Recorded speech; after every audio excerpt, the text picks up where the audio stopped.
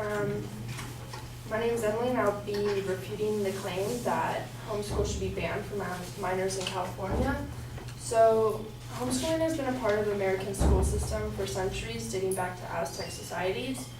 Homeschooling has grown exponentially within the past years, with an estimated of 2.4 million kids, K through 12, being homeschooled in the U.S. This is making it a 75% increase since 1999. This is expected only to grow as homeschooling provides more benefits than believed and produces quality members of society.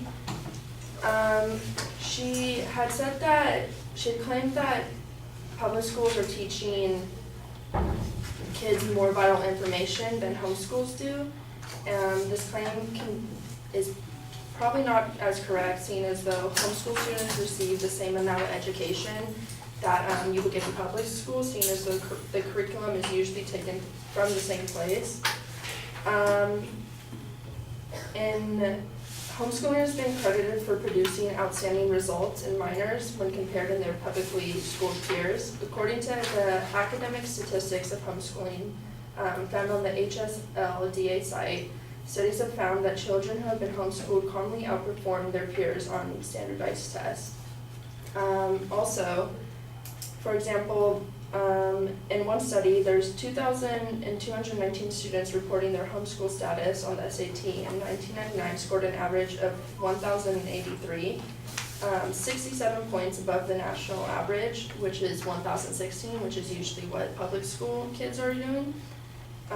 In 2004, the 7,858 homeschool students taking the ACT scored an average of 22.6, which is compared to the national average of public school kids who usually get an average of 20.9.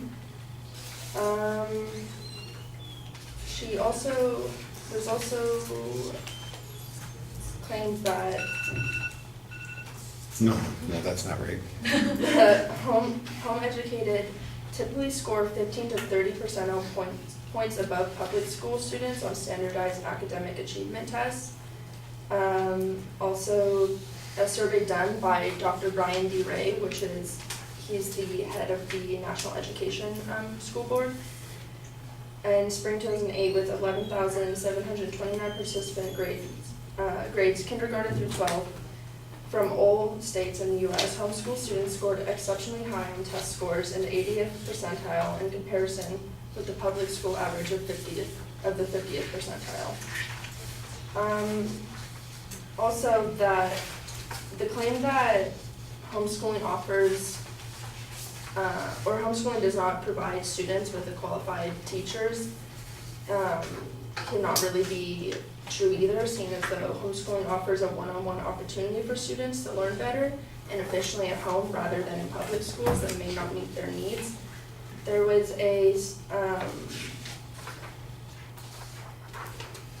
in a study by Teresa Cooper, who is a teacher, she said, as one teacher puts it, often, unless there is speed training, they assume that students either can't learn or will be a behavior problem and will increase their workload.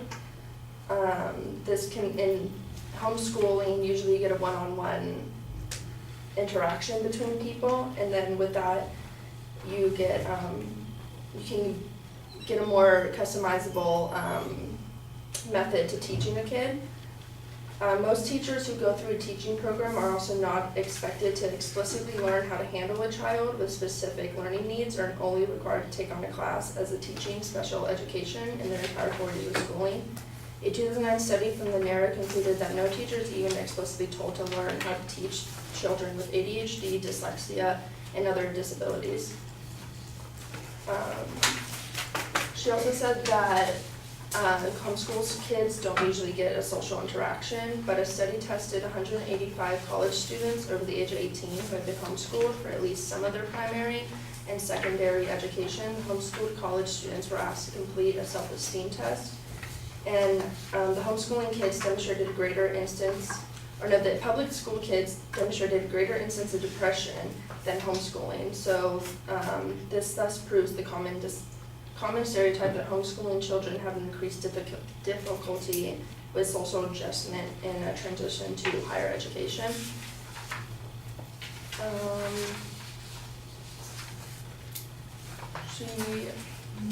as well just go.